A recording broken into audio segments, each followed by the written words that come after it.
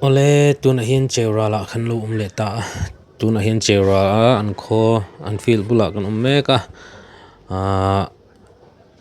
an lung phun sang hi kan han bel chiang dona he lung phun sang hi damlai lung an tia e khu anin khela an nom mel khop mai rin ain an kho po hi lo fai damlai lung ngon chuma hoi hlira lo tiang hi ani in lung phuna in ziak chu damlai lung in phuna hin tiang hi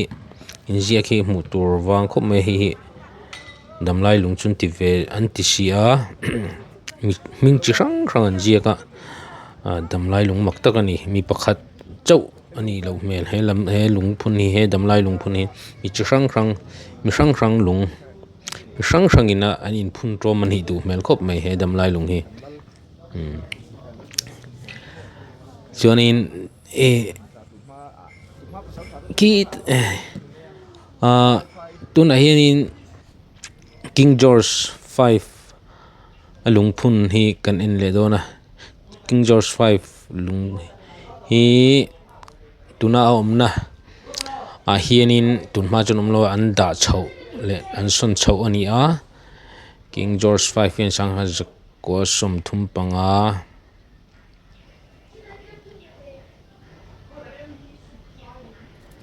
phun ani sui sol lo chuan muna tepo kan en chiang anga chiang zokin riat theng chu CHEURAL hi inza ni som nga vel ania mihring sang khat zani som nga vel an cheng meka CHEURAL ko hi sang khat zare som nga panga tang sang hazare som sri vela lua tan ni in an hria a chia kha an hrethe bik lova tiang chu ania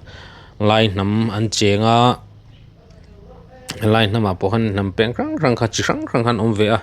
launching ti te tlumang ti te cheng fan chun ting han nam rang an cheng ani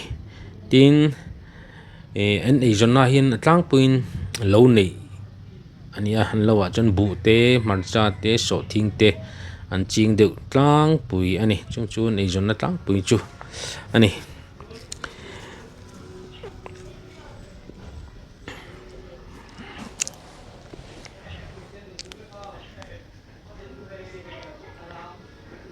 an khomi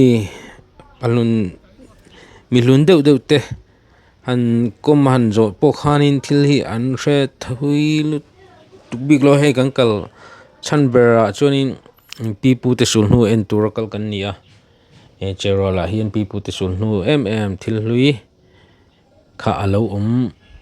lo ani tun hen King George lung kan enang King George V ina apun ania sang kha jakwa som thum panga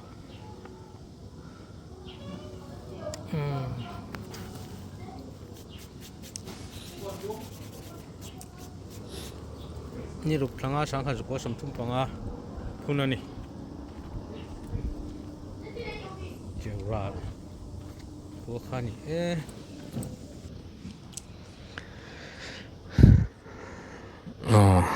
suita kang khan people te sul nu hriat phak chi lo lung phun ti vel kha kan han en deuh ber kan survey deuh ber chu ni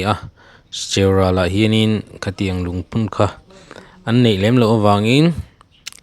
hun po kan mang rei lut tuk lova kan ho san le me don sangaw lam panin kan ho le me ka tuna hian CHEURAL tuna hian wele conference an thleng dona an buai ve khop maya pandal te an lo sa khorang atang poin pandal sa tur hian an pui thina an kho po a fai nuam khop mai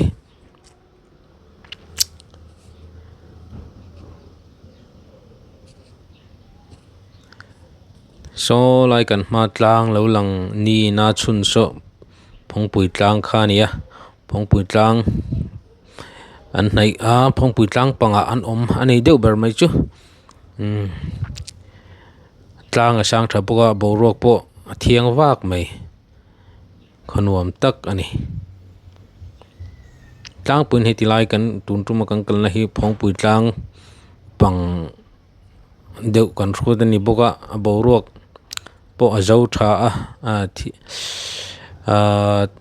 anuam khop mai borok tin kong te po alo tha tlang puya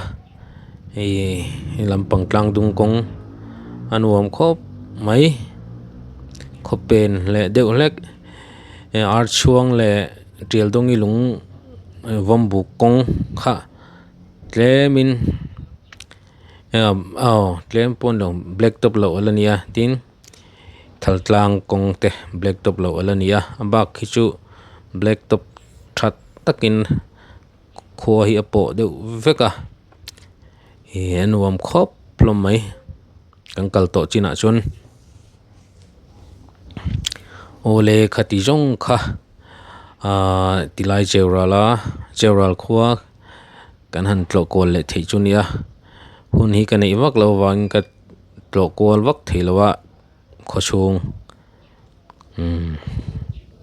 hun nei achak om thin khop mai mi ka re jep kani wang hianin